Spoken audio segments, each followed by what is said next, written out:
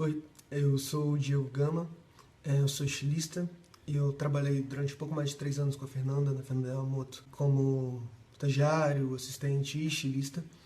E a FEM me convidou para mostrar um dos processos que eu desenvolvi lá dentro, para o desfile de 2016 que a gente apresentou na Pinacoteca, na sessão Pinacoteca, e também para mostrar uma técnica que eu produzo no meu trabalho autoral, que é a Diego Gama, a minha marca. Para essa coleção de 2016, a gente começou a pesquisar técnicas de alfaiataria. Então, a gente sempre pensa em alfaiataria como algo muito estruturado, quadrado, reto. E começamos a tentar entender como que a gente iria trazer isso para linguagem da FY, que sempre trabalha com volumetrias mais orgânicas, com desenhos mais orgânicos. Então, uma das propostas que eu trouxe foi pegar uma padronagem clássica. Então, nesse caso, é risca de giz, que são aquelas listrinhas paralelas que tem em blazer, em calças sociais, e tentar quebrar isso um pouco, tentar desconstruir e brincar com esses caminhos que as linhas percorrem. E a primeira coisa que a gente fez foi não deixá-las retas. Então, elas deixam de ser paralelas e elas criam forma, elas fazem com que o olho percorra o corpo e dê uma ideia de movimento, dê uma ideia de volumetria. Então a gente começou a testar bordados e no fim o que a gente mais gostou, e é o que é apresentado no desfile, é uma técnica de aplicação de fio de nylon que é bordado entre bem aspas com a zigue-zague da máquina caseira. É uma técnica da aplicação de um fio de nylon sobre a base do tecido, que no caso era um crepe. E como a gente vai prendendo ele com o zigue-zague da máquina caseira, as curvas dessas linhas, das riscas de giz orgânicas, vão fazendo com que o tecido ele se dote de tridimensionalidade, que ele se dote de movimento. Então ele deixa de ser plano e cria volume. É bom ter uma base, um guia, para você saber por onde que as linhas vão percorrer. Nesse caso, eu risquei com um canetão, mas pode ser com um giz. E pode ver que elas não são paralelas, então às vezes elas acabam, como aqui, se juntando várias, ou aqui elas se separam. E é justamente essas curvas mais drásticas que vão fazer com que a estrutura do tecido se modifique também.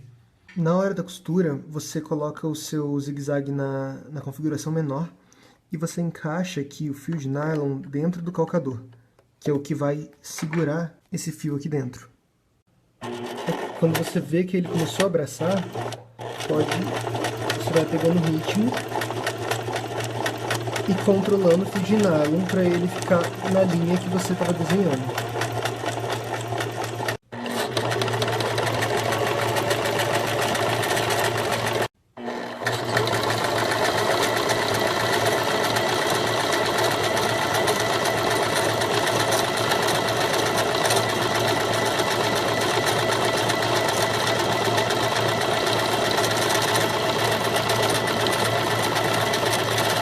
E nesse caso pode ver que depois, com essas curvas, o tecido ele vai criando essas tridimensionalidades. Então ele deixa de ser bidimensional e ele cria esses relevos na superfície, que são super interessantes. Uma coisa interessante em processos criativos é que a gente tem uma ideia inicial, a gente tem uma vontade inicial, mas ela não necessariamente é um ponto final, não necessariamente ela é um ponto de chegada. É sempre interessante a gente se pergunte, mas e se for assim também? E se isso for para outro lugar?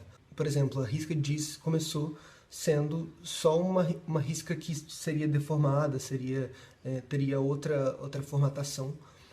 E a gente começou a se questionar, mas e se ela sair do tecido? Se a gente der mais vida a ela, se a gente der mais personalidade a essas linhas? Então, nas peças do desfile, você vê, às vezes, essa linha que começa no tecido e, de repente, sai, cria tridimensionalidade e volta para o tecido. Ou espaços negativos, espaços que não têm o tecido de base, que são só essa risca de giz que segura tudo isso. Então, é sempre bom esse questionamento para você conseguir levar esses processos para outros lugares que, às vezes, você nem tinha vontade no começo, porque você nem sabia que era uma possibilidade.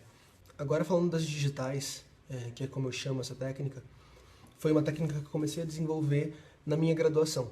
Eu estava fazendo um trabalho que eu queria falar sobre ansiedade, que era uma coisa que eu estava lidando na época, e como que eu conseguiria pegar esse sentimento, essa confusão toda de sentimentos de uma fração de segundos e colocar e transformar em tecido, em superfície.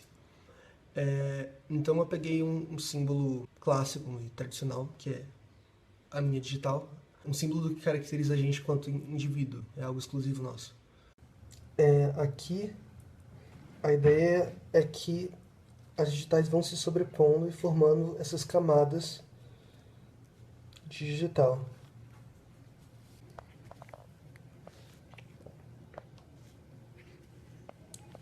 Não tem quantidade suficiente, é bom justamente que tenha essa diferenciação de volumetria conforme a gente vai fazendo.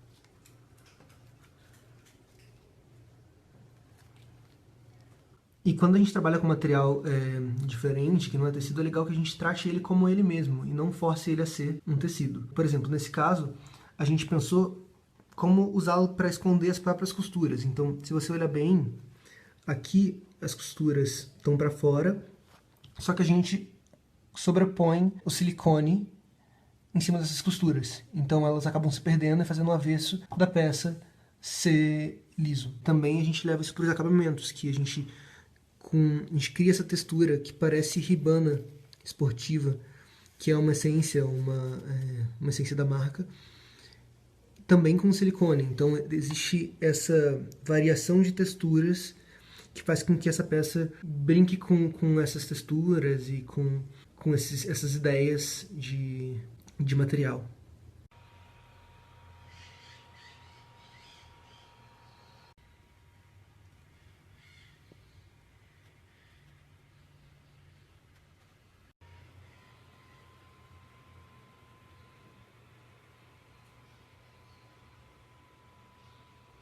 Esse processo das digitais em si é um processo demorado. A peça, sem contar as secagens, só a superfície demora umas 8 horas para ser feitas. Como precisa de secagem, então ela demora 2 dias. E é interessante também porque, como o polímero de silicone ele acaba criando também tridimensionalidade, ele se deforma, mas ele também sai do tecido. Então ele cria uma linguagem que algumas pessoas já leram como pétalas, outras já leram como escamas. E é sempre muito interessante entender e ouvir como que as outras pessoas, com suas próprias bagagens, com suas próprias experiências, leem os trabalhos que a gente faz. Gosto muito de falar como que eu acredito que o ato de se vestir é uma coisa muito íntima. É o primeiro contato com o seu corpo. Se você abraça alguém, tem 2 camadas de tecido entre essas peles. Então, quando a gente fala sobre intimidade, quando a gente entende que uma roupa é sim algo íntimo, que se vestir é sim algo íntimo e como a gente se expressa para fora, tem um processo onde eu estou literalmente colocando a minha mão, fazendo o fazer manual, que vai entrar em contato diretamente com a pessoa, é quase como se fosse um abraço que a gente está se dando mesmo sem se conhecer. Que, enfim, é um processo que eu acho muito especial, que só eu faço. Eu não delego isso para ninguém, porque eu acho que faz muito parte não só do que a marca se tornou, mas do que eu, Diego, enquanto pessoa, também sou e acredito. E é algo que eu aprendi muito com a Fê, entender como que esse ato da feitura manual dota o tecido, a peça de personalidade, de identidade, como que eu posso fazer 2 peças com a mesma técnica, elas não vão ser iguais porque elas não são a mesma peça. E porque eu estou em momentos diferentes, então eu diretamente, eu sou um agente ativo em cima dessas peças. Eu consigo, mesmo que inconscientemente, passar um pouco de mim para elas. É isso, espero que vocês testem e mostrem pra gente também os testes de vocês. Também convido vocês a irem lá na página da Diego Gama para conhecer um pouco também do meu trabalho. E mais uma vez, obrigado, Fê e a equipe toda por me convidar. É isso, até mais.